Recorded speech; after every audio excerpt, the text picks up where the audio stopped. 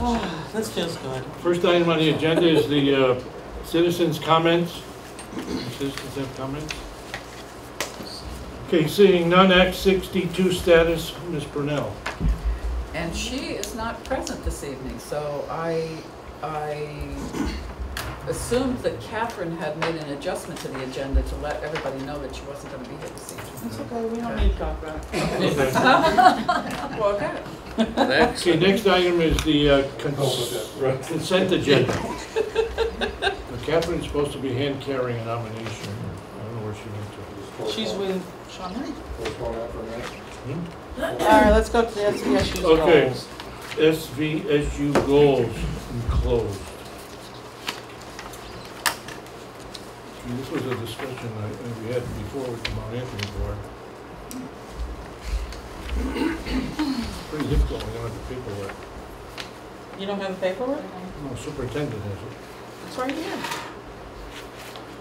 Should have been part of the pack. Thank you.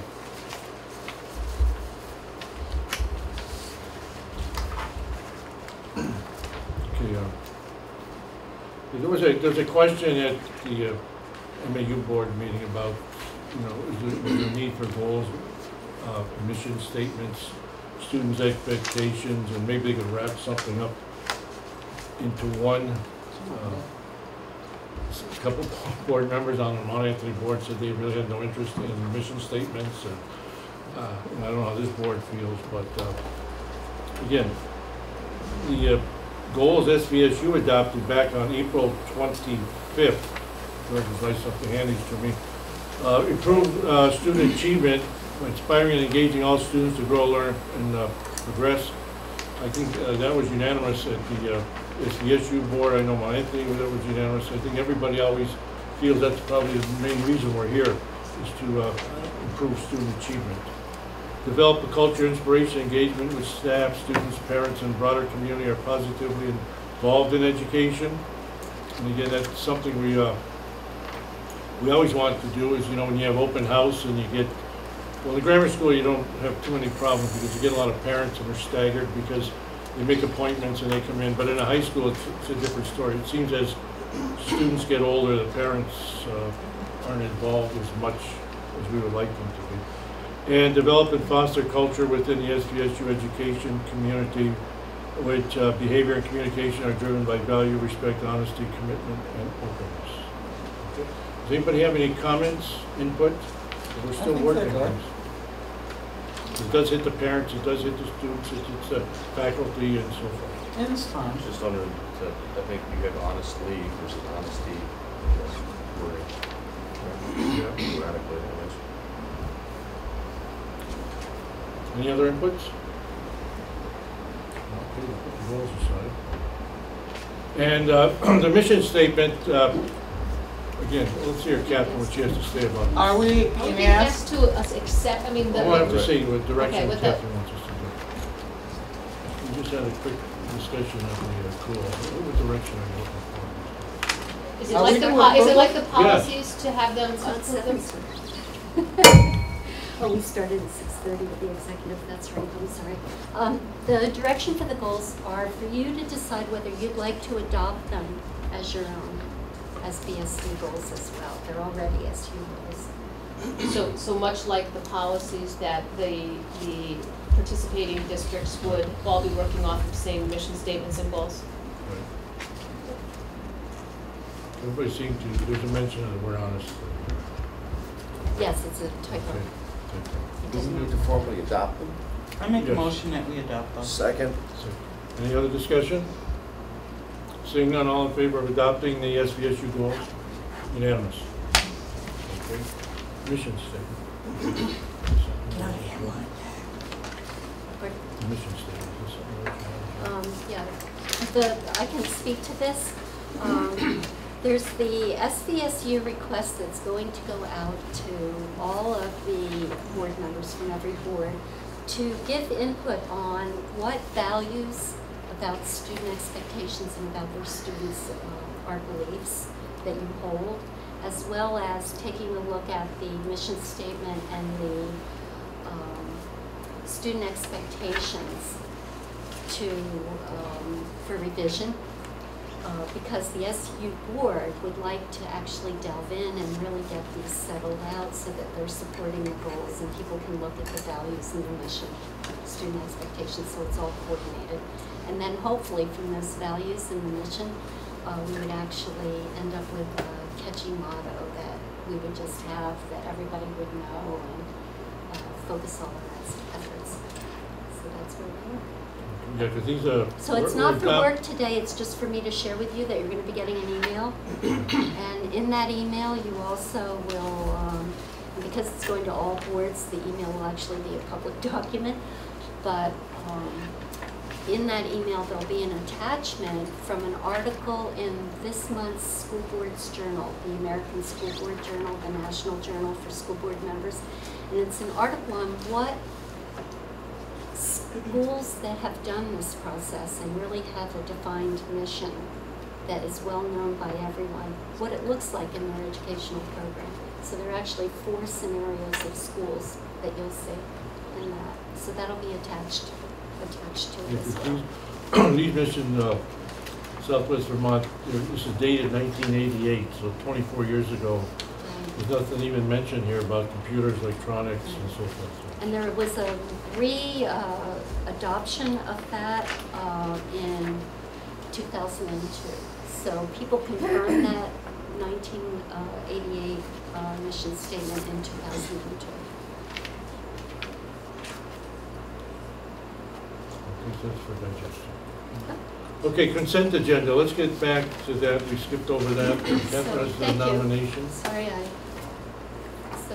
we're adding a nomination to the consent agenda under nominations of Colleen Roscoe to become the locally funded reading specialist at Monument. And you also have a hand-carried authorization for an SU employee through title to be housed at at Bennell as a title teacher for mathematics, because we lost our title mathematics teacher to the high school. So this person is replacing. So you have those 2 additions for the consent agenda as well as your minutes. And that's it. You do have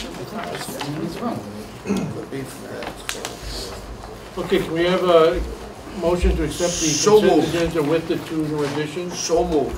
Second? Second. Okay, any discussion? Seeing none, all in favor? Consent agenda? Unanimous. Thank you. Okay, policies.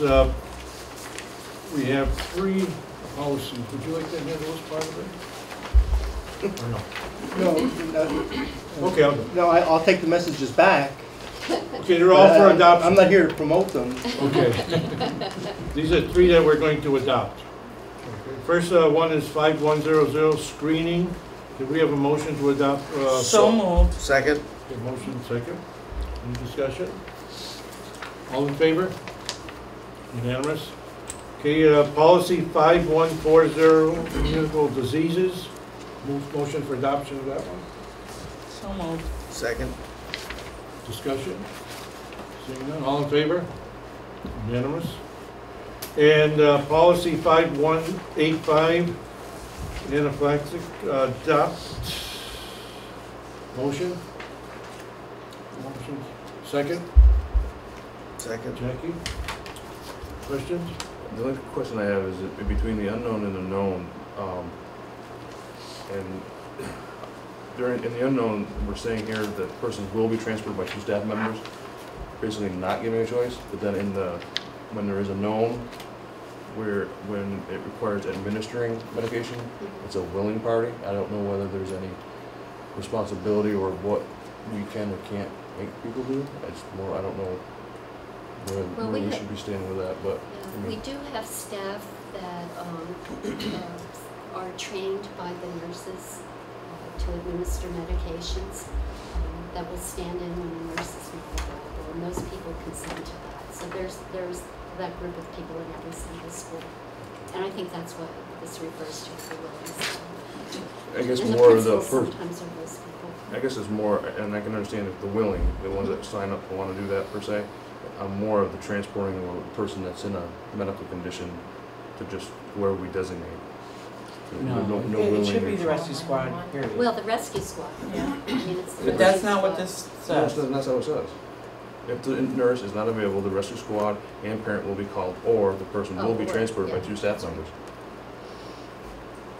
I see It your should be point. just 911.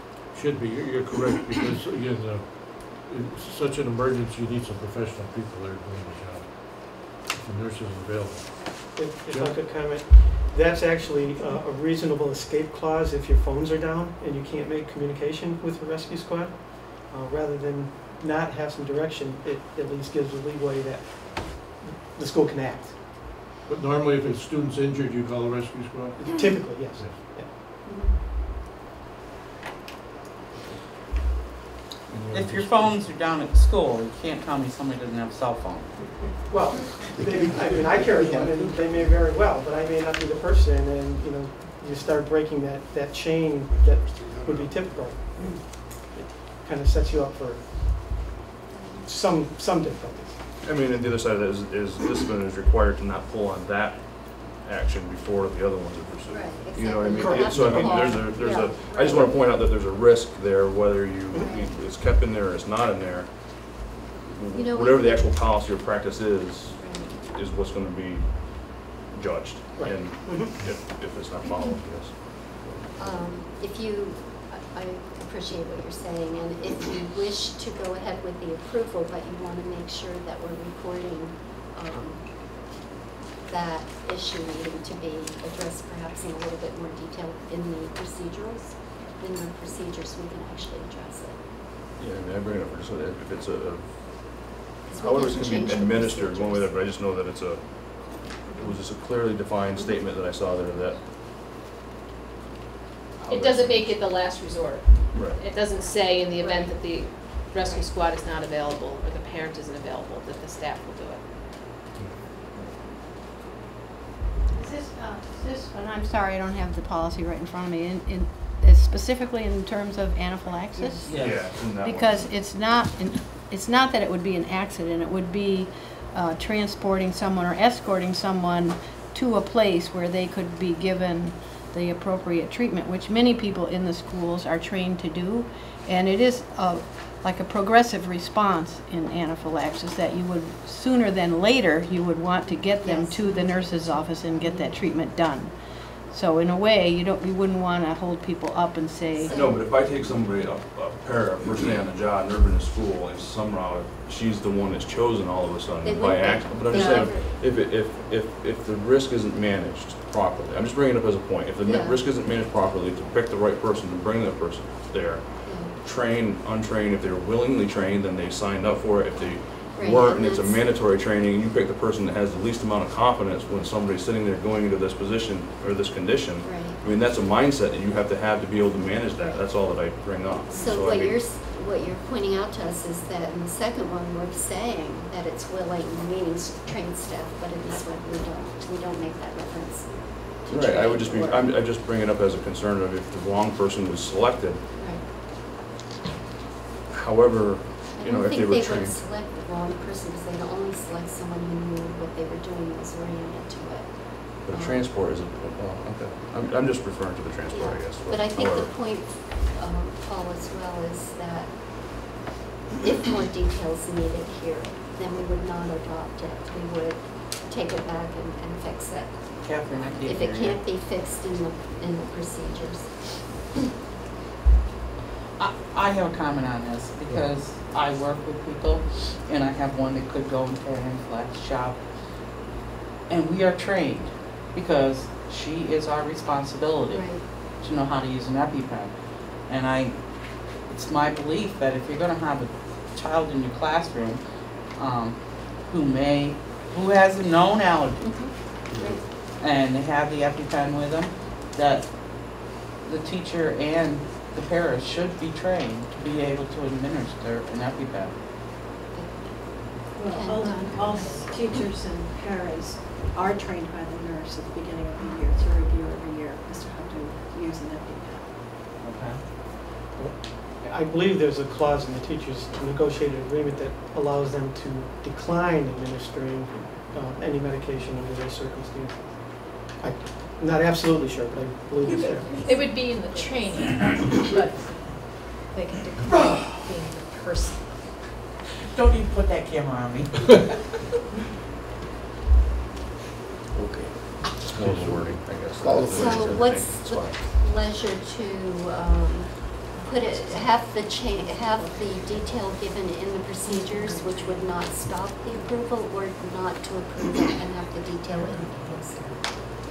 Board's pleasure. What would you like? Would you like them to straighten out the wording and then bring it back to us for adoption? Could be any of the board. I'm just gonna vote against it. Because you Yeah, I would get like it. to see more. Yeah, okay, why don't we hold off on Yeah, this one? let's okay? Yeah. take it back then. All right, we'll hold off on this Yep. one. Okay. You got a motion on the table. We gotta- Can you withdraw your motion? Thank Yes. Can you. you withdraw your second? Yes. Okay. Thank you. Okay, next item, work session, facilities, school configuration discussion, short and long-term solutions. All right. Paul had asked at the last meeting for at least the topics of our discussion under some of the categories of concern that we were looking at when we were looking at the short-term and long-term future. What does the picture of the BSD district look like right now? So I did that. The things that we spoke to that were not on the sheet last time, I just put here. So some of our challenges as we look at the long-term future and short-term future of the BSD district, remember we're referring to the BSD as one district, 3 campuses at this time.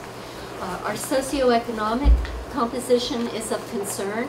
Molly Stark's free and reduced lunch program statistic is at 71.9%.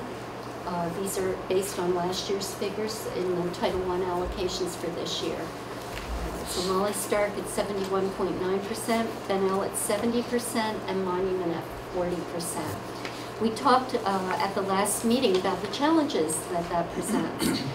First, it's a challenge to make sure that there is equity in the resources and equity in the educational programming for all of the students in the BSD schools. So as you think of your 3 campuses, you want to make sure that they have equal access and that there's equity in what the resources are. And we can particularly look at that in things like the full service schools, the dental program, and some of those things, as well as academic programs. We recognize that there's a tipping point. When you're looking at a socioeconomic where over 51% is poverty, it's actually a tipping point that creates more of a challenge in achieving the kind of gains in academics that you want to achieve. And some researchers say that part of this is because there's an absence of what is now called, it didn't used to be called this, but is now called novel experiences, which are more field trips, more exposure to different venues, whether it's the lake or the center of town or a museum or a movie theater or a restaurant. That these are all called experiences which broaden a child's background knowledge as they start to approach literacy and mathematics. And they're called novel experiences. So we want to make sure that whatever we do, that we're providing a lot of those experiences for students that are particularly students of poverty. Student transience is an issue. We consistently see students moving from building to building throughout the year, as well as, I have external repetitive, which is, I think I better define it. What I meant is people are moving out of Bennington and then back into Bennington and out again and back in. But I actually had the transients checked today for last year, just so we could see last year's picture, and I'll test that out now. You can see that. It's actually not as high as I thought it was going to be. Because at one point, I think we were looking at what we thought was about 30%, but it's not, for last year, it was not that high. Last year, so this would be the academic year 11-12, between BSD schools, during the year, last year, the academic year, only 12 students moved between schools. This is all out of our Infinite Campus software. But during the summer months is when people typically move their residence, and there were 43 moves between the schools. And out of the 808 students that we had last year, you can see that the percentage is around 5%. Yeah. Then in and out of the district, during the year, 23 students moved in and out of the district, and 29 during the summer months. Now, what is not in here, and I put this at the bottom, that the kindergarten assignments that we made out of the attendance zones are not part of these. So those were taken out before these statistics were put forth. But it gives you a picture of the transients that we face.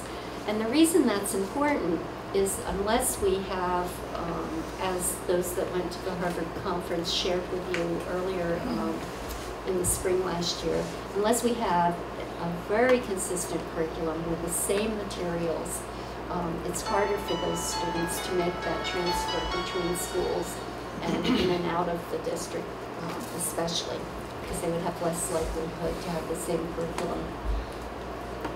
So we have different curriculum in different schools? No, we have the same, but they may not be at the same place. The pacing may not be there. We might have some older supplementary materials in one building, so the supplementary materials in the other building. We really need to take a look at our resources and material, because we've been revising our curricular areas, our curriculum itself, especially now with the Common Core, and we're actually ahead of the curve in that implementation, but we haven't yet looked at our resources, textbooks, supplementary materials in that. And we need to. We do have, I gotta get this And straight. Kathy's not here tonight. Kathy One of worked with it. She would be it our was best person really, to speak to it. it was a really hot button for me years ago, when my kids went from one BSD school to another BSD school. And so, and the teachers were teaching two different things. I mean, completely different. They were, Yeah, I think we're better at that now. We So- have a consistent core curriculum. they have a guideline of what they're supposed to teach during the school year. Grade level. All schools. Okay. They do, but they may not have the pacing the same, or it may be, I understand, the because supplementary students need. materials may be different. Because we've actually been using in supplementary mathematics, the Bridges program, I think it's called, right? And so there may be a classroom or a school that has not had that, because we've concentrated it in one building. But that's a supplemental, it's not the primary instruction. But we're piloting that, so we need to look at what our resources are, make sure they match that curriculum. Now that we've revised the curriculum to the Common Core, it's time that we looked at the resources. Do teachers have to do lesson plans here in Bennington? Do you have to show them to the principal every so often? The contract, the CBA calls for that, yes. So that's the transients picture. I put something here about shifting residential patterns, the attendance zone population concentrations. This year we saw, as you know, capacity issue at Bennell. Last year it was at Monument. It's this year at Monument and Bennell, but Bennell popped up as an area where that became an issue, and that's what that means basically, is it shifts slightly, and we try to respond to it. The entry registrations are very much of concern on kindergartners, as you know, because of the late registrations. We ended up not opening a kindergarten at Bennell. We now have kindergarten classes that are above where we would like them to be by a couple of students. And we have some ideas about how to correct that. One is that Karen Burnell is going to be working with the preschool program to actually start the same registration process that we use for kindergarten, And then we want to strengthen the three initiatives. And of course, the one I didn't put here is your 4-year-old program, which really should be here as well. This Act 62 partner program with the 4-year-olds that's getting off the ground is going to help that as well. Facilities, we have capacity problems or difficulties at Bennell and at Monument. We have an aging Molly Stark. I think at the last discussion, at the last meeting, there was consensus that most people felt, there was consensus actually that a new Molly Stark was in order rather than a renovation. That would make more sense to build a new building. And then we had some discussion about the grade 5 and the fact that the research has shown that the programming that's appropriate for grade 5 is really like middle school programming. It is middle school. It's the teaming, the social interactions and advisories, and those attention to their emotional and behavioral and intellectual growth. And then transportation, we just no longer have neighborhood schools, and we need to recognize that we don't as we move forward and look at different options. So the second part of this is to really move into what do people think about the direction and where we want to go. And we've been asking the principals about it, and we've had a lot of discussions, a lot of meetings, a lot of debate, very good debate about different approaches. And there are 3 considerations that have come up that we'll speak to tonight. The first is a configuration where we would have 1 of the 3 buildings in BSD be a pre-K through 2, so an early childhood center.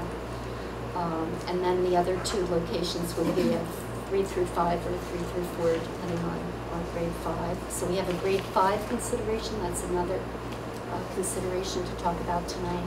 And then the third is to have 1 district, 3 campuses, and have those 3 campuses be K through either 4 or K through 5 with a preschool connector, because our preschoolers are out into the community and community partners as well as in a concentrated program at Molly Stark. But we try to connect those, make the connections to those 3 campuses. So I think the best thing to do is to start a little overview of those that are going to describe the different views of these 3 areas that we feel should be looked at seriously. So Dawn is going to start with pre-K through 2. Okay. So you all have heard me talk at other meetings about the difficulty of kindergartners coming in, enrolling late, not knowing if we have enough room in their home school, and the struggle becomes worse and worse each year. I'm not exactly sure why, but I think my colleagues would agree with that. It's very, very difficult. And this year what ended up happening is there were probably between 13 and 15 students that registered so late that Molly Stark had the opening, so all of those students were brought to Molly Stark. For a variety of reasons, either parents didn't register, just thought they could sort of come in at the last minute, but that meant that those children missed the dial screening in the spring, so we did not know where they were, and we were sort of haphazardly just placing students before we had even seen them. And that creates bigger issues in a school. So I am absolutely an advocate for a K2 and 3-4, 3-5 buildings. And part of, I haven't done research where I've actually jotted down who's done the research and those sorts of things, but as I read a lot on what other school districts have done, I'm finding research that supports the K2, 3-4, 3-5. And some of the educational impacts that it would have would be that if you have a K2, 3-5 building, your developmental practice is concentrated in that particular area. You could use staff that is either more familiar with your primary or your intermediate, spread out your resources that way so that teachers were not, a title teacher or special educator would be dealing with 3 grade levels as opposed to perhaps 6. So that concentration of their expertise would be good. I think in a configuration like this, we can also address some of the socioeconomic issues that we are finding that is imbalanced now in our districts. Really have the ability to have everybody in one school K2, and you can certainly spread those socioeconomic issues over classrooms, and then you have the opportunity to do that with 2 other schools, 3, 4, 3, 5. Staff is able, again, to focus on one specific developmental stage of a child's educational growth.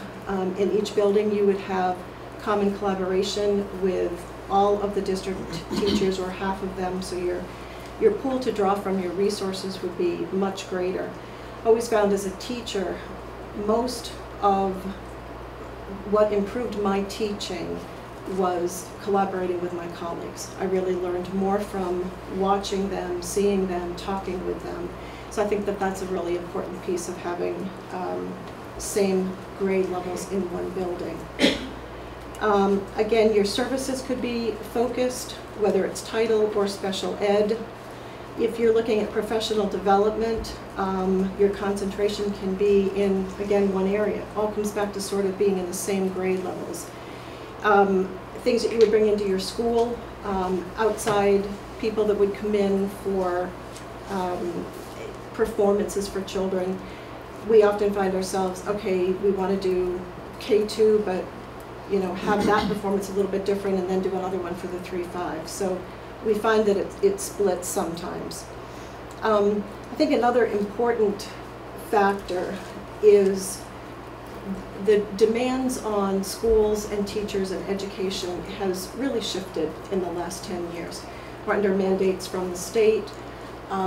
We have many guidelines that we have to follow, and if our concentration again was in one area, I truly believe that we would do a better job. And I know that there are parents would be perhaps have 3 children in 3 different schools, and that's a reality. Rick can probably talk to the busing piece a little bit more, whether that would be a hardship or not. I think Rick could speak to that. But schools that have done this have found that their special education rate has dropped in the K2s by about 50%. And whether that's just the concentration of more reading, fluency, your focus on the early math, it's possible that the early intervention is helping kids stay out of special ed. So that's just a quick overview. So in I mean, obviously we're different in the sense that we have 3 schools within our district. So when you go around the state of Vermont and you look at other towns, other communities that have multiple elementary schools within their district, do we have other examples in Vermont right now, or close by us, where they have created a K2 model and broken their elementary schools up into those segments? Brattleboro has 2. And Rutland. And I'm happy to look into that. I didn't. They're nearby. I mean, I would be very curious to know about, what the considerations were that drove that, and what the outcome, how long they've had that model in place, would they do it again? Was it driven by physical plant issues? And yes to that. Sometimes it is. And which personally, to me, this is if the educational mission would be better reached by making that change, as opposed to driving this by our physical plants. Because I think then we go to the voters and we say, okay, we can either split our children up into pods and use our buildings in that way, or we can look at consolidating our schools further and having 2 primary campuses instead of 3. I think it's a little deceiving when you talk about the disparity in the economic disposition. Monument being the smallest school, you took all the kids in Monument and you split them in half, and you gave half to Ben Allen and you gave half to Molly Stark. Your socioeconomic composition is going to change by 2 or 3%. It's not going to change, so it's deceiving when it's still going to be over 51%. Well, absolutely, Yeah. but I mean, even when you take your smallest school and then you redistribute them, you're not going to bring it's gonna be over 51%. It's gonna be closer to where it is right now. It's not gonna be significantly different. So the real question when you talk about evening things out or leveling things out, it really isn't gonna change a lot what's going on in Bennell and Molly Stark right now in terms of a significantly different socioeconomic makeup. However, I think it's fair to say that that is the topic of conversation in town right now. But it's misunderstood. Well, Right. but I haven't finished. That it needs to change, so how is the economic growth going to change? How are we going to attract more jobs? So everybody's talking about this as you're observing it. And is it possible to change that? We're not going to be able to predict that, but I can tell you that every workforce development committee and there are probably 6 or 7 groups out there in this area, every single one that's talking about it is how are we going to attract a more even socioeconomic level by type of jobs that are developed. What about housing opportunities? That's being discussed. Well, some would suggest that if you had schools that were I know. performing, Right. that you wouldn't have people selecting, towns 3 North or a community south and commuting in for their job. I mean, that you pick where if you have a choice, you're picking your house based upon the school your children are going to go into. And the circular argument there is that if you have over 51% poverty, it's tougher to get that achievement level where you want. But I've read plenty of articles that suggest that there are huge successes that can be made even in communities that have this socioeconomic. It's not by definition a failure. It is a challenge, but it's not a failure. Right. Yeah. And those novel experiences are really important. The novel experiences are really important. Those preschool experiences. So your effort to actually support that preschool, that 4-year-old program is really important, and the other piece of that would be to really make sure that the resources are within the elementary schools to address those issues. I would just like to say something. The schools can't be everything to every kid, to all the kids. It takes a community to educate a kid. And the community, when they sit around their little round tables of the workforce and blame it on schools that they can't get doctors, and they can't get lawyers, or they can't get nurses, or they can't get this, it's just as much their issue as it is ours. There is nothing in this community, other than the schools, that advocate for children. And I think that was brought home in our opening day, that's really a lot of what the discussion was, working together for the benefit of our children. What bothers me is, I would think that that number of all those students that didn't show up for kindergarten, that's a whole classroom. That's a more significant factor that says, where were their parents? I recall when my children were getting ready to go to, we used to walk by the school and that's say, well, this is where you're going to go, and it's coming soon, we do every night we go for a walk. That whole classroom is hiding in somewhere in town here, and the fact that it had nothing to do with social economic because it's across the board. Right, it was that's more concern to me. Yeah, that's absolutely. I don't know how you deal with that. We don't either. Well, yeah. I think We're trying. Lori mentioned, it would be interesting to find out if Brattleboro and Rutland both have that K-1-2 models, if when they changed over, if they saw any increased achievement in the following 2-3 years. That are K3 models. K2 within the same district. That are K2 or K3? K3. Yeah, if someone could do a Because they're little middle calling school. out and check. And then they do a 4, 5, 6? Maybe they're K2. I thought it was K2. Yeah, K2, but there are 2 elementary schools.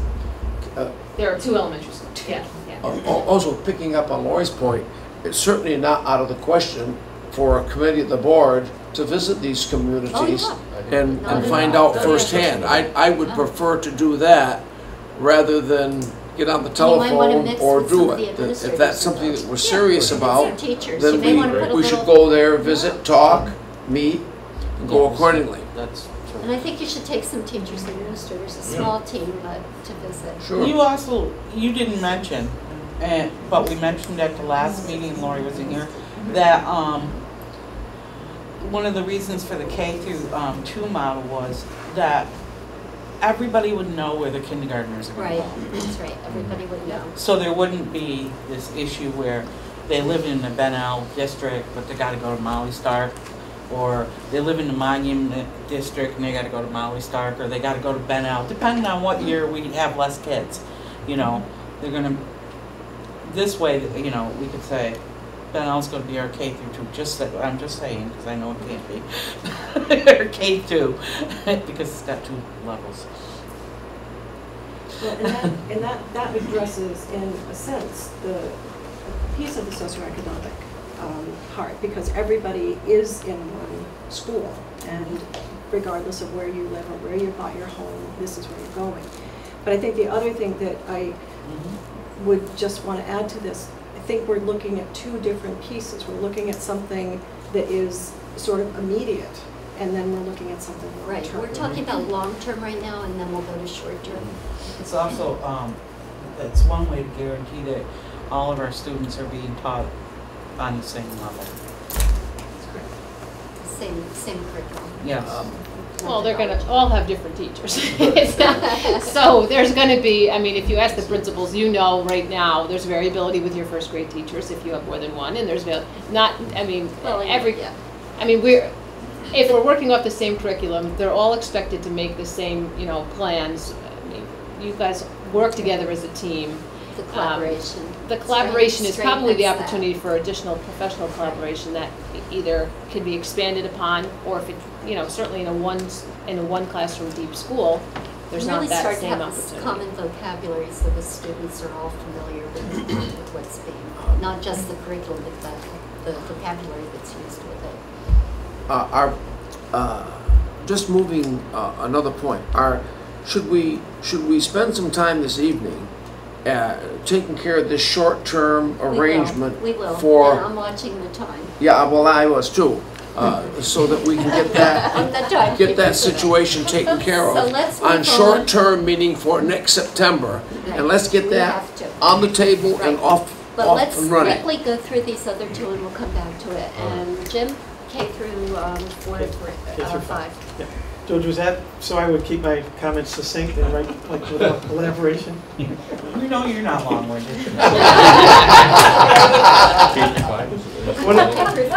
Some of the advantages or benefits or components of a K-5 arrangement allow for a 6-year span of understanding a student, building relationships with families, you know, really knowing what challenges a student has or what strengths a student has, and being able to adapt, change, modify, you know, over that long term for that student. So that's one of the strengths of K-5. It's a longer term arrangement. With that, you also get less transitions, which we've mentioned a number of times before, the impact of moving from place to place on students and losing academic skills. There's also an opportunity for students, parents, and staff to build longevity of relationships as to a 3-year, like, nice to get to know you, have a nice time at your next school, which sometimes is what it seems like because of that, you know, turnover. It's like in the middle school, when they were 2 years for us, it was like they're coming in and they're going out.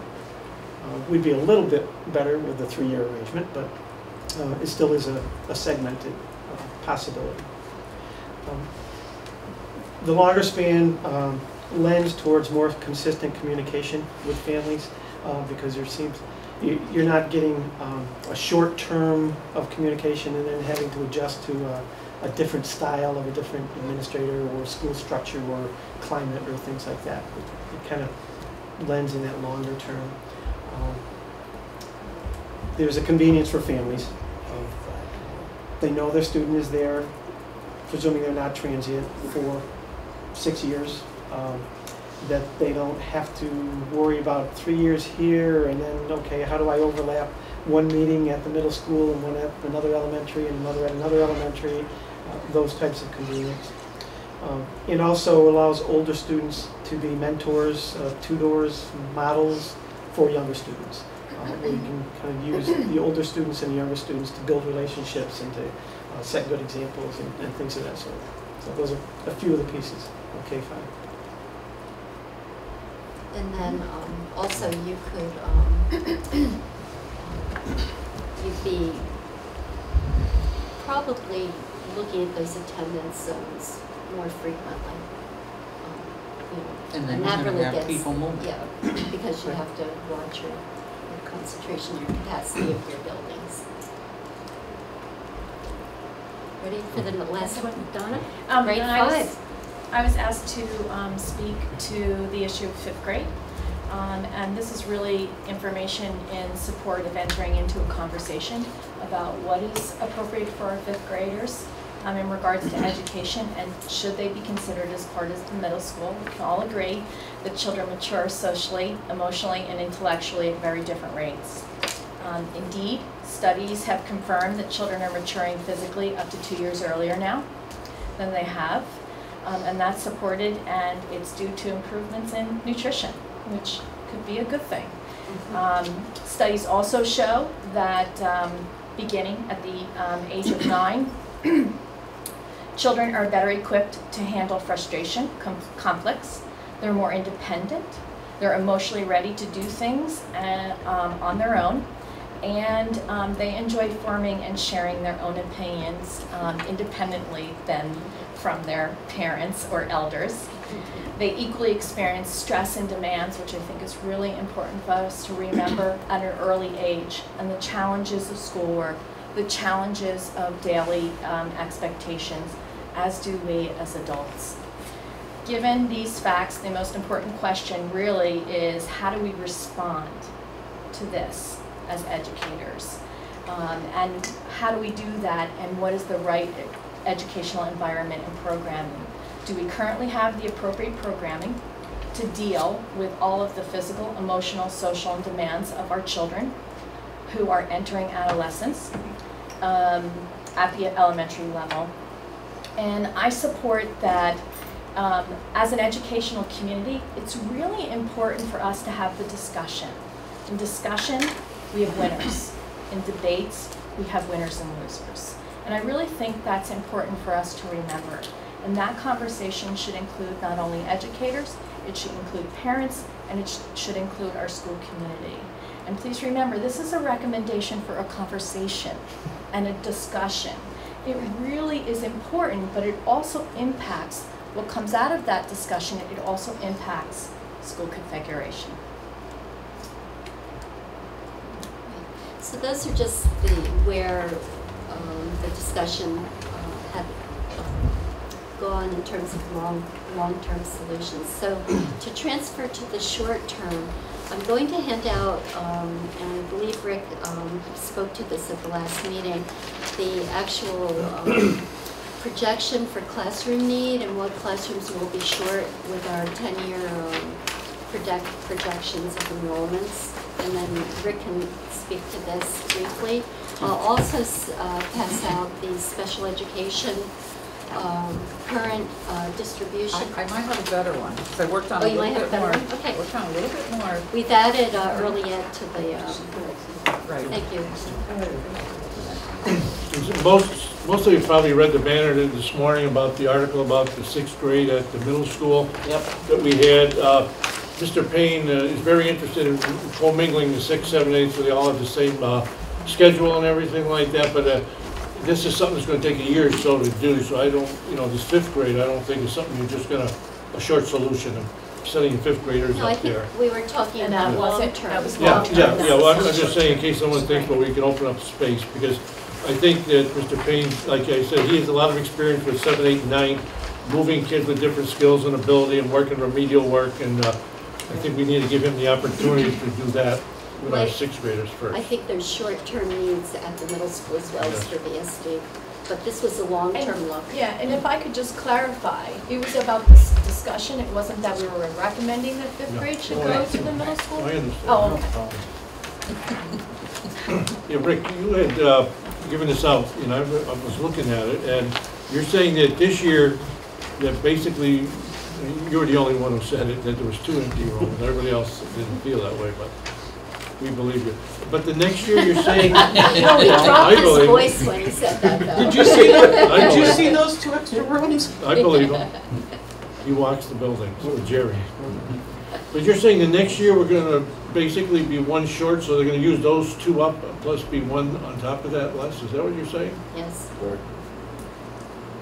and the year after 3. Okay, so 1, could you, because I remember you had mentioned a couple meetings ago that in Bennington, we have a sort of orientation problem, not space problem at the present time. In other words, if you were able to do your magic and just put kids wherever you want in these buildings, you could fill the buildings and yet nothing would be overcrowded Well, I think right now. ancillary spaces would be an issue, but Rick will answer. Well, ancillary space is off the table because they're just, you know, I've yet to seen a building that has sufficient ancillary space. That's for sure. And even, you know, the day after we built the middle school, take out the classrooms, ancillary space was inadequate. Obviously, they have, you know, a reduction of a population up there that they've been able to fill some of those, you know, that were designed for classrooms as ancillary space, but it just, you know, that's never sufficient for whatever reason. It just seems to be the easy stuff to not build. So just leave that off the table for a second. The 2 spaces that I identify as being available this year are currently being used. However, one of them was planned for another kindergarten that's in Bennell that is currently being used as, I think, a computer lab, right, or something? Computer entitled services. You know, so anytime you have an available classroom, it's going to get filled up with an ancillary need to some degree. The other classroom, which is in Molly Stark, is currently being leased to the SVSU for the Triple E program. I mean, it's being used, but theoretically, with sufficient notice, you can have that classroom available for your inventory, you know, in the future. So that's what makes that up. You know, yeah. I mean, if you know, the new K-3 class size policy puts stress on the facilities. But yeah, if I had, if I had a, trying to think of the analogy, if I could reshuffle the deck every year and maximize that, your enrollment policy, you know, yeah, we could have a little more space, but those classrooms aren't going to be, you know, 21 in a class. They're going to be 24 in a class and 18 in a class. You know, we did that. Donna and I worked this afternoon on, you know, the space situation for her proposal, the K, or her discussion topic. I guess technically she didn't propose anything. About the K2 and the 3-5. And if it was implemented this year, you would have 2 extra classrooms available at Bennell. And next year you would have theoretically 2 extra classrooms available, but since you're already a reduction of 1, you would only realize 1 extra classroom. And that's basically just maximizing those classrooms. But that's just a short-term fix. All of this stuff is short-term fixes. The only way to accomplish everything these guys talked about, with the exception of the 5th grade, which is a whole other discussion, is to build 1 campus, 1 building, and have different schools or houses, you know, off of a core facility that you could then have all of your grade configurations isolated in 1 spot, but yet still have the feel of 1 school, 1 campus, but you got the problem of being a large school. There's no good answer to any of this stuff, and you're never going to find a perfect answer. You need to find it. If you were able to tweak the attendance zones, that we could, you know, for short term again, for next year, that you said you looked roughly into it, and that could probably work out for 1 year. Yeah, Be I mean, doing you're it gonna, every you're gonna year. do that every year? You're gonna put Well, those you remember the families- former superintendent said that's something every 3-4 years you should look at attendance We're zones gonna need to do to that balance every them up so the rule will Okay, work. so that's fine, but that just blows a hole in Jim's philosophy of having everybody there for 6 years. And we talked about the transient part, and we'd be transitioning kids constantly, where if we did Donna's, or we stayed with the K through whatever, we gotta decide what we're gonna do.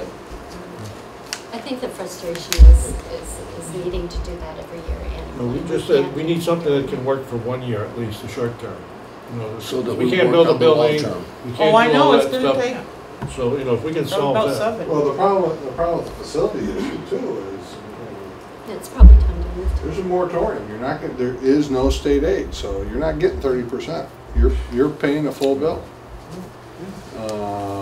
And frankly, I'm not saying that's not gonna go away tomorrow or, this coming spring, but I don't see it in the near future. You know, they have to pay for all the medical. Because they still have like $14 million on the books that they still owe us from past construction projects. And, I mean, you know that from being on Mount Anthony, we're still owed, we just got a payment, so I think it's down to about $350,000 for the wood chip system we built 6 years ago. George, have you had any chance to talk with that gentleman from Catamount at all? Rooms are available, but on short term, I don't think that we need anything for next year, do we, Rick? According to what you got here? Depends on what you do, yeah. I mean, if you do nothing, we're short a room.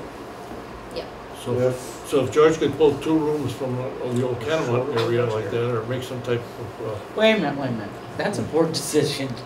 no, I'm just saying, we're looking for short term, nothing locked in. We're just throwing general ideas out here to come up with a consensus. Well, I mean, I would look at a portable classroom on a campus before I'd have kids isolated in a school that is not a school anymore, that is across the street, that there's not a nurse in, there's not a principal in, they're not on the same campus. I think if we have to look for short-term needs for classrooms, then we should be talking right now about portable classrooms, which plenty of districts who find themselves with bubbles and unable to build or build quickly enough will use. So I think we need to look at that as I would be adamantly against putting any children in the Catamount School or on that campus. You have to cross a public street and they're isolated, completely isolated from any other interaction. They'd have to go, whether it's gym, it's music, it's the nurse, it's the principal's office, it's for lunch, for breakfast. They're not on the campus. And that, I think that's a bad decision. No, it wasn't the Catamount. We were looking at the other one. It's still across the street. Yeah. Still on the wrong side of the street. Still not on the campus. But if we look at Donna's proposal, and we seriously look at Donna's proposal, then we're not gonna end up with needing to rent space. But I think there are serious programmatic questions that need to be answered about I know. changing our model from a K-5 to a K2 3-5. Oh, I know. I think that's a fundamental difference. And if it's driven purely by space, I'm not convinced that we're doing our job by making that decision. If there was unequivocal and the districts that we could visit say this has been the best thing for us, and the community loves it, and the transitions are wonderful. We have 3 campuses. They don't know where they're going to kindergarten right now. They're not going to know where they're going to 3rd grade after 2nd grade, because we're going to have to configure who's going where. And what happens when their 3rd grader and their 5th grader are in the same building and they got a 1st grader someplace else? It's not like we've solved the solution by making them up into pods. I'm not an educator, but I will tell you that the idea of continuity and the idea of the grade span and the ability of those older kids to be mentors for those younger kids, and the ability to watch a student progress and have a team within a school. I'm more for schools and schools. To have a team that's going to look at that student and feel vested in that student from K through 5, that's a significant value.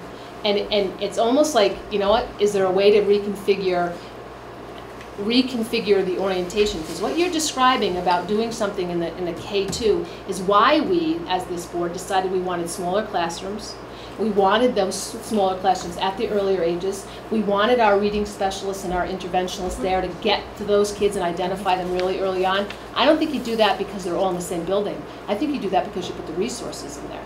And I right now wouldn't be convinced without a lot more information that it makes sense to divide our kids up. Well, we come back to the discussion. I mean, that's what we're here to do, is have that discussion. Ken, I think Kathy had a... Well, I just had a special ed comment, which is I handed out the information about the special ed students that are within BSD, and my comment really is about the facilities and the way that we are required to provide services to these students. And I mean, we spend millions of dollars on special ed, but we have our speech therapists and our OT and our PT. They're in the floors, they're on the corners, they're in the hallways, they're in closets. We've got 3 in a room, and you know, it makes for a very poor instructional environment for these students. And you know, we are all doing the best we can, but in considering what to do and how this figures in, there's a number of kids with special needs that are, you know, not in the best and most appropriate physical environment and setting that we could have for them. We do the best we can, but it certainly could be better if we had some more room. So I just wanted to make that comment. But are you suggesting in that one of these other configurations I don't know. gives that? I am not sure. I really, that's very intriguing to me to think about how that might change, because I don't, there's a lot of papers we got tonight with a lot of numbers, and I'm not sure, for instance, if Molly Stark were to become a K2 school, how many classrooms and would there be more space available to the specialists who need to provide the services to those kids? Well, I think what there would not Rick be. and Donna said is the classroom space is there, the ancillary is not, and then Lori brought up portables. It's just... And I know in special ed what we'd want to do, if we did go to a configuration like that with a pre-K2, kind of a specialized school, we would want to really concentrate a majority of our services in that school, because that's where we would make the best advancement and the best chance of helping kids, you know, either prevent special ed or regain the skills that they're missing so that they can be out of special ed. So we would need to have good available space in a configuration like that. Even in the short term. Oh yeah.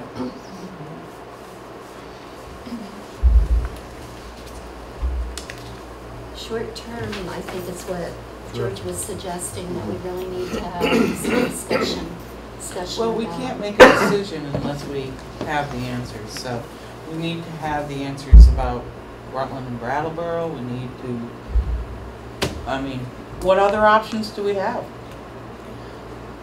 And I think we need to get community input on this. Yeah, I take the heart completely. I'm not saying tomorrow that we're going to do this. I'm just saying we need to start this way. And George said that at the last meeting as well, and everybody's in agreement that community and teacher input's going to be really important. So is the goal for us to make a recommendation and float it, or is it the goal for us to create a forum to have a conversation besides ourselves? I think so. I think that would be Create a forum. first way, yeah. Have a discussion before. We don't want do people what? think you get your mind made up already, No. and this is what Well, you some throw of us down. sound like we have, so. You're going to have to do a couple things at once, so you're going to want to plan your visits, and you know, we can make some initial inquiry with Brattleboro and Rutland and set up some contacts. I mean, I'd be and interested just visitations. to find out if they have had an increase in their achievement. And if they haven't, you know, where are they falling on this No Child Left Behind thing and Yeah. all that? Because Yeah, what's they their must have percentage of similar children? demographics. You would think. They have fewer think. students than we do, so Rutland? Rutland? More, right? Is it Rutland Town or Rutland City? I think we meant Rutland Well, City. City. So it's bigger than Not us. Rutland City. Should be. No, we were the second highest supervisory unit. We have Union, the highest that's kind because of Yeah. allocation. I don't know, I'll look at that while we continue the discussion The, again. I have a question that I know, I like would Lori, think. you keep coming back to trying not to focus on the facility side of it, I think, if I'm reading some of your comments. Well, I think we should be driving this educational. Right. But I can't see either end of it, whether we short-term or long-term, the space is not there, whether it be for classroom or ancillary. I mean, to go back to what we present, I don't even know if we have a clear idea of what we could even present to town or have a formal discussion on, because even if we went short-term, talking about K through 2 and a 3 through 5, we don't have the space to do that. I mean, we still have to have, in addition to that, so it's really thought out to say, all right, we need these other mobile spaces or something, because I don't see us fitting within our envelopes. You know, and I wasn't here the last meeting, but I mean, short term, we watched our state office building go through how many years of reconstruction, and how many portables sat outside where everybody worked. Right. I mean, it seems to me that that if in the immediate term we can't deliver special ed the way we need to, or OT and PT the way we need to, and we don't physically have the space to do it, and we can't build because we're not going to get the reimbursement that we're going to get. And even if we jigger around and we create a K2 school and a 3-5, we can't get our 5th graders into the middle school because there's enough going on up there right now. It seems to me that we have to talk about whether we invest in some temporary classrooms. Right. And whether those temporary classrooms are going to house students that are a classroom, or they're going to be extra space for our ancillaries. And we say, you know what, if we have to look at them for 3 years until we can either get everyone convinced that this is not extraordinary, this is not luxury, this is basics right now, that's what we have to think about. To me, short term is not jiggering around all of these things. It's going and finding, if it's possible, portable space that you can put somewhere. And if it's an eyesore, who gives it? I mean, it's an eyesore. We watched, the state office building sat there for how long, and they all went out into their portable and did their jobs. Well, it's not ideal, but is it more ideal than not having the space at all? Or putting classrooms with 25 or 26 kids in them, which we've said we don't want to do? I mean, that, to me, that's a short-term, possible short-term solution. And I guess that's what I wanted to make sure, I just wanted to hear that out, or just, because I think that's where we're at. I think that we have to do something along that lines, or have that discussion, because the shuffle or no shuffle, the space isn't there. So I think that has to be the discussion. If that's the discussion, then you relook at the overall, do we keep it as it is, with the K through 5, and the way we're running, right, and deliver. It doesn't sound like we gain space by it doesn't sound like there's a gigantic gain in space. Right. I mean, Rick, your numbers are based upon continuing K5 configurations.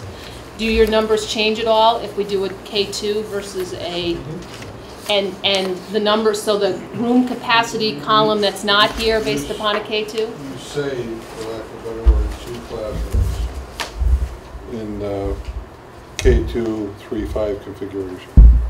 You gained Gain 2.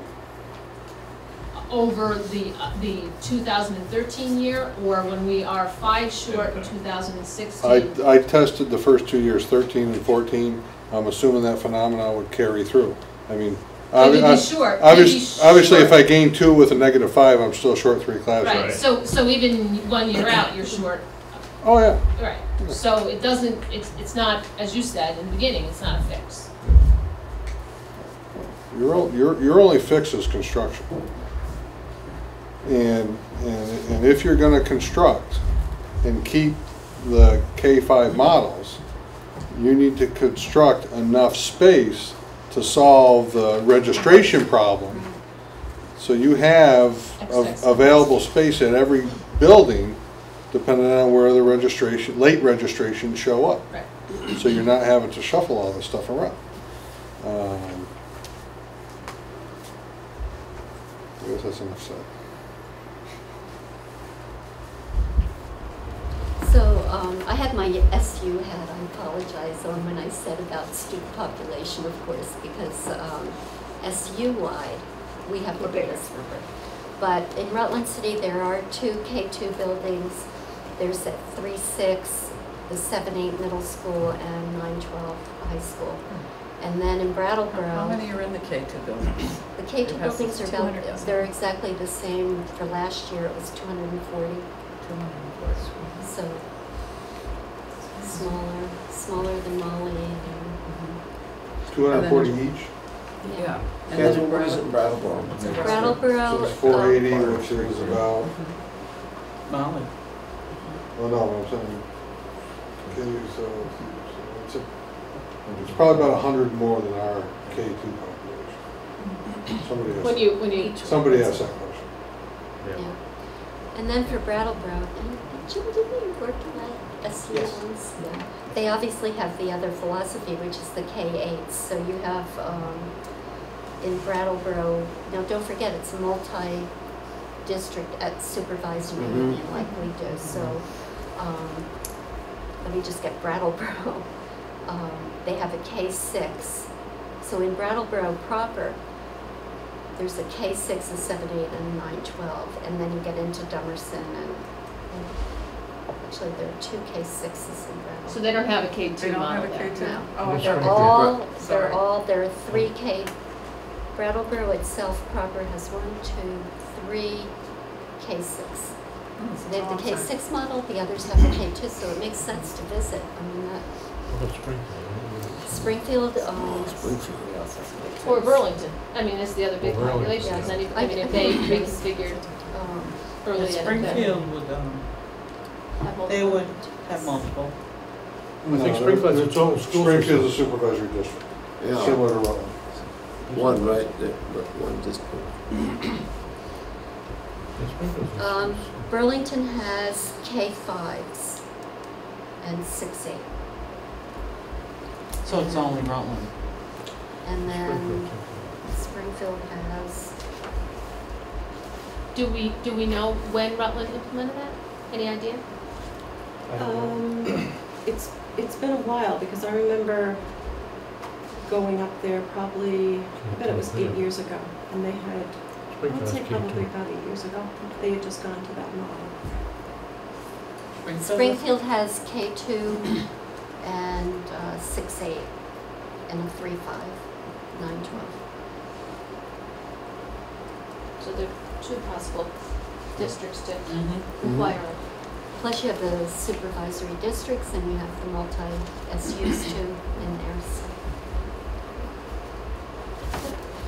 Is there a possibility that, because obviously there's going to be kind of continue more discussion here, but to get a true facilities assessment of space from, I mean, we have the classroom, we know how many of those we need, but I mean, to know what the answer is, because I think that discussion has to go further with the immediate. If we're going to invest in space, we're going to really want to have a good idea of how much of that space is, to know where we stand, how many places are inappropriate or aren't appropriate or would do. You mean the ancillary spaces? Yeah, the whole space. Yeah. I mean, because the whole space and the whole education all go together. And in order for us to know, we need to invest in this many mobile units or this size of a school, regardless of what we do. I think we've got to have some of that. I don't know how you guys. Well, Rick has asked us actually to start working on the ancillary spaces per age level, grade levels.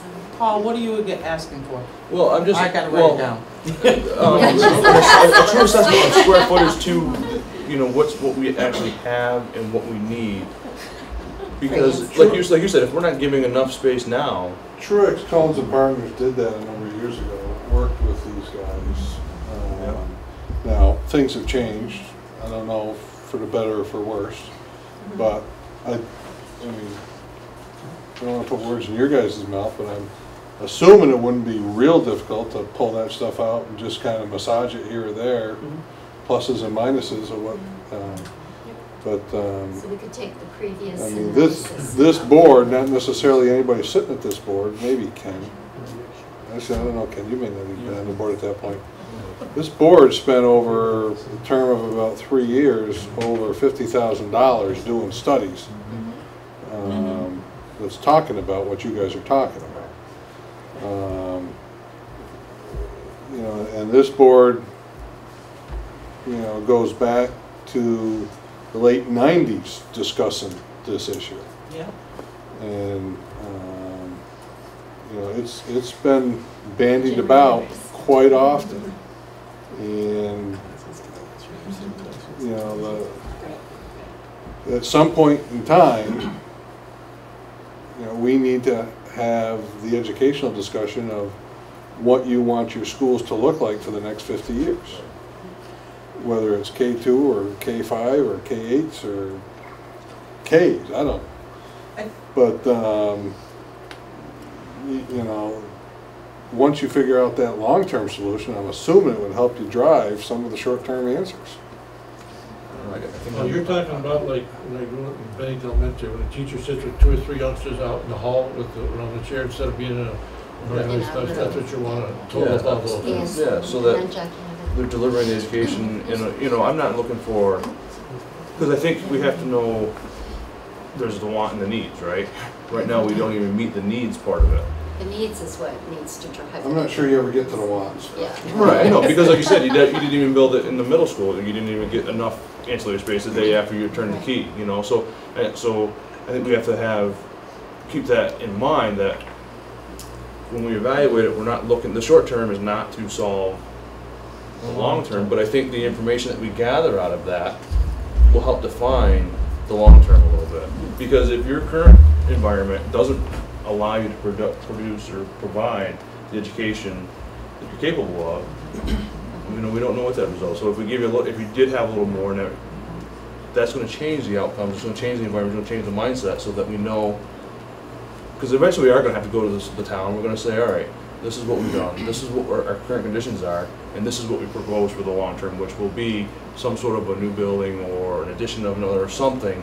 But we're going to have some facts in the next 3 years, because I mean, your main bubble is going to happen in 3 years. We're not going to have the short term is going to get you through the next couple, maybe through those 3, and at that time, it's really going to be a different time economically, maybe, and all of that. So Till the next bubble comes. Yeah, I know. I agree. They seem to come every 4 years. So then we'll know where that is, and maybe we can. Paul, at the last meeting, I think the minutes will show that that's exactly what I asked the principals to come up with. What is there in each one of these buildings that we need? So I'm pretty sure that was asked. And we have it. I mean, we've got it. And yeah, that's fine. I'll pull the studies out. I mean, yeah, it's not going to be materially different. No. And you know there was an addition on Bennell, 10,000 square feet. You know, 2 floors of 5,000 square feet each. Monument, it was a significant addition because it was a gymnasium, as well as 6 to 8 classrooms. And at Molly Stark, it was a gymnasium and a few, I think, some music and art and stuff there to take off some pressure. But I've got all the data. I mean, we've got all the data. But it also says, from what you just said, we're not, I mean, even if we were inclined to say, let's build, that we don't get, there's no assistance right now. So it's one thing to try to incentivize the community to build if we had 30%, minimally 30%. I mean, we talked years ago about getting some kind of credit for having, you know, consolidated, and that maybe there'd be additional dollars. I mean, and then we had a terrible economic situation. So it seems to me that we're not going to be, it's going to be much more difficult to convince the community to build something when there's no assistance. I never said anything was going to be easy. No, I know, but I mean, it seems to me that it makes it much more difficult. Yes. When Although you're carrying 100% of the load. Although ironically, But it may be the if you did consolidate, again, I mean, I think we've passed the window of the previous consolidation. But if you were to consolidate again, and whether you go from 3 to 2 or from 3 to 1, theoretically, on the books, you qualify for 50% reimbursement. And that is, there is no moratorium on that. There's no guarantee when you're going to get the money. They're not going to give you the cash, they're going to give you an IOU. So if you. But you would qualify for took all 3 50% schools reimbursement. and made one? What's that? If you took all 3 schools and made one, or are you talking about districts? Well, you could do, because when we shut down Catamount, we were talking about building a gymnasium at Molly Stark. The state said we would get 50% reimbursement on that because it would be considered a consolidation project. So if you shut down another building or 2, do a construction project, you should qualify for 50% reimbursement. And the bonds. Should. I thought I emphasized that pretty well, didn't I? Yeah, right. Okay. No. I was, to be honest with you, I was surprised to hear you say tonight that on the wood chip arrangement at the middle school, you're how far behind? High school. High school. High school. Oh, that's forever. 5 years. They voted us the money for over 5 years. And is there anything to Yeah, indicate? They don't have the money, so Yeah, they they can't give you what give they don't us a have. little bit each year. Based on the current schedule, will never be paid off. That's terrible.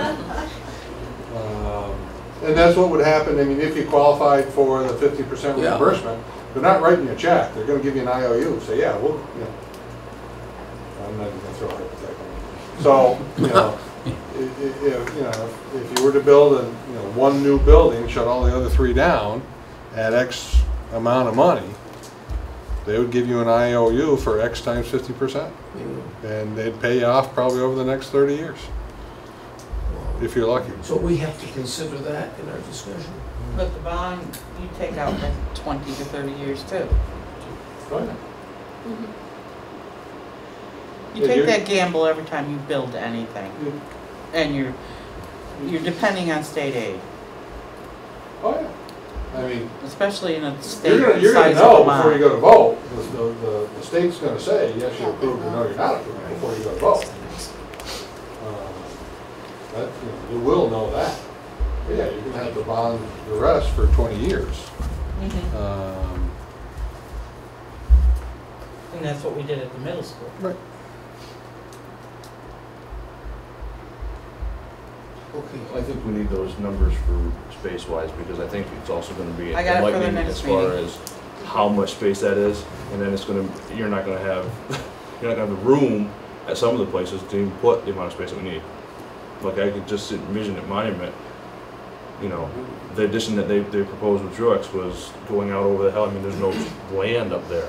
So we're gonna be, even under our current configuration, we're trying to bring in mobile stuff, it's gonna be another discussion of where can we even put Plus, stuff. we There's have plenty of zoning. land in mine, I know what you mean by that, but plenty of land in mine. But it's all over hill. Double-story. Right, I know, but I'm talking about current mobile space. If Oh, we're trying to bring no. mobile space in there, Yeah. when we just get the assessment of what do we Portables. need, when we We bring in mobile I wouldn't space, even you're want to not gonna go. have the location I possibly, I can think see. if we can, I can maybe see. use, we should decide what word we're gonna use for them, because they can be called that, they can be called portables, that's what I'm Yeah, used but you to. gotta. But I think that, or trailers, but I'd rather call it portables.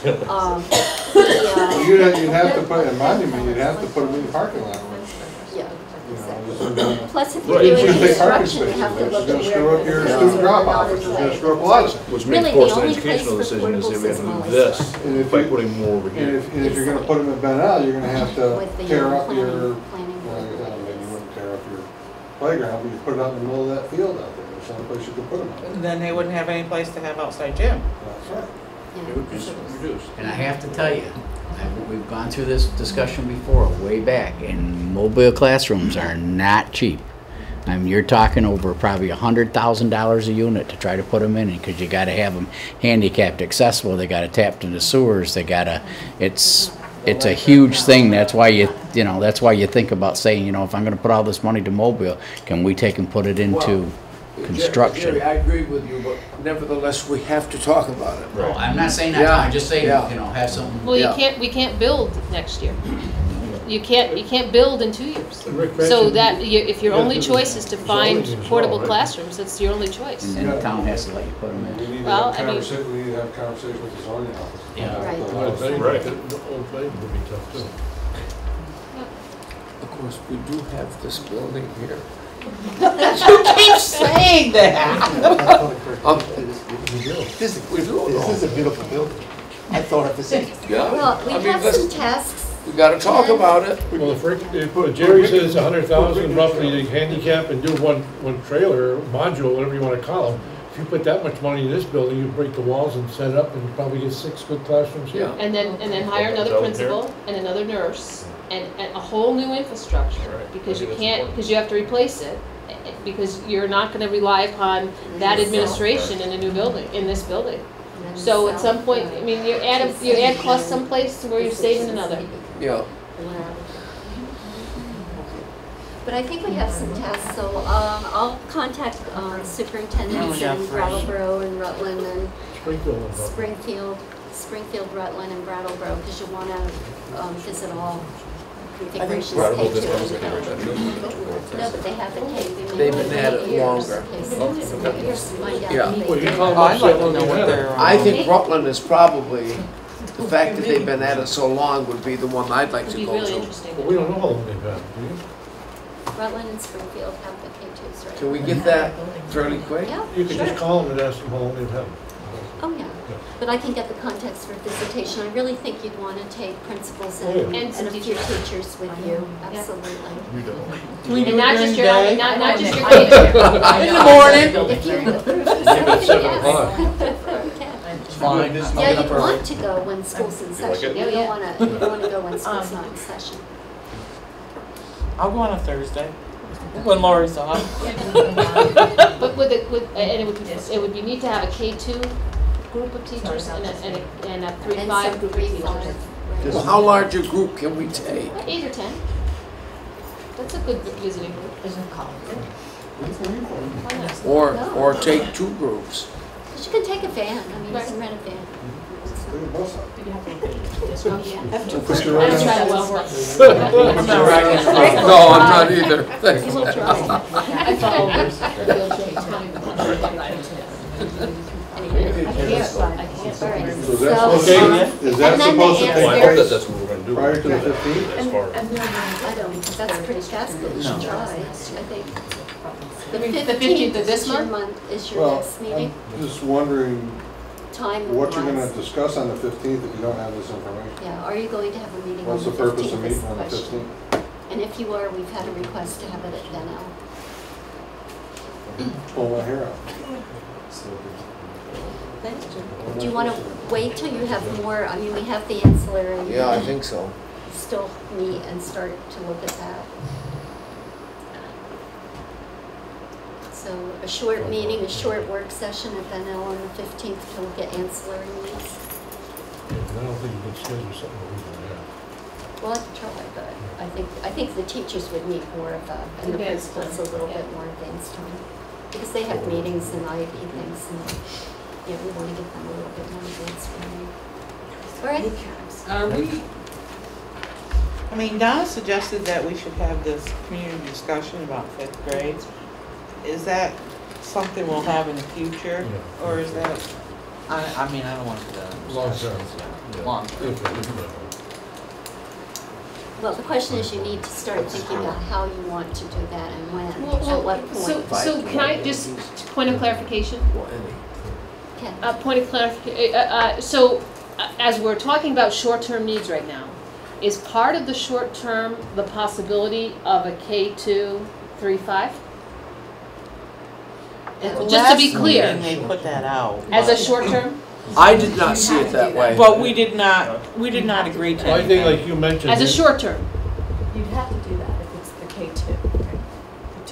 Well, I think as you mentioned. Isn't that No, well, I guess I'm Yes, wondering it was as we're, presented that way. okay, because if that's the case, it would seem to me that we need to also engage, because then that's gonna affect budgeting, that's gonna affect our planning for, I mean, at what point would we go to the community and say, okay, we've done some investigation and we're now wanting to engage in a conversation about reconfiguring our 3 schools from a K2 model to be housed at Molly Stark, and a 3-5 that would be, those students would be split between the other 2 campuses. At what point, the timeline, I'm trying to project the work Well, it plan has to be here. within your budget planning process. So at what point would we go out, if we're not gonna do any visits before, try to do visits this month, but not before our October 15th meeting. So we come to our November meeting. Are we engaging the community before that? I Or think when it's are we engaging the I community? think it's important when you speak with Rutland and you speak with Springfield, like you mentioned before. If they both say we had space problems, this is the way we did it, and we've analyzed the last 3 years and we really don't see any difference in the quality of education or achievement, then that's, you know, that's not gonna be something that we're really gonna be looking at. We want them to tell us, we did this for the kids' education, yeah, we've seen that scores have been going up at a nice steady pace. That's what we're looking for. Well, I think we'll have to be careful. We'll find out whether they use similar assessments other than No Child Left Because Behind. K2, they're not taking kneecaps, they're not taking, I mean, the K2 And assessments also- are not gonna be the publicly Well, if reported they've been doing it assessments. for 4 or 5 years, they Also should know they- how their 3rd, 4th, and 5th graders have been Well, educated. but hopefully they're using maps or something similar to what we are, because we know that the No Child Left Behind, that more and more schools are getting identified, so it's not. we're It's gonna not the look at- measure. Exactly, It's not it may the not measure. be the measure we want to look at, that's what they're saying. Ken? I think we all know that no matter how hard you attempt to engage this community, they will not engage you until they have a significant issue to have a conversation about. I agree. Yeah, I'm just forecasting the timeline. right, but I'm saying if you want to engage the community, and I'm just spitballing, but just say you're gonna have a public hearing on the 15th to discuss the K2 configuration at Molly Stark, and my guess is you'd probably get some people to show up to have a conversation. Well, and that's a good question. Do we want to, before we start down a path that tries to embrace a particular approach, do we want to solicit the community's input before we do that? Or is it better that we gather information and have the benefits of knowing how the models worked in other communities that are not far removed from us, and share that information so it's more. Someone's bound to ask the question right away. They're gonna say, well, is it gonna improve achievement? What are we doing this for? I think we have to make the You visit have to get first. the Okay, information. I'm in agreement. I think you have to have information before you can have a meeting. Yeah, I do too. Can't answer any of their questions. So that's the first step. I mean, they're gonna sit there and tell you you're an idiot. Yeah, Or it's emotional, it's not. yeah.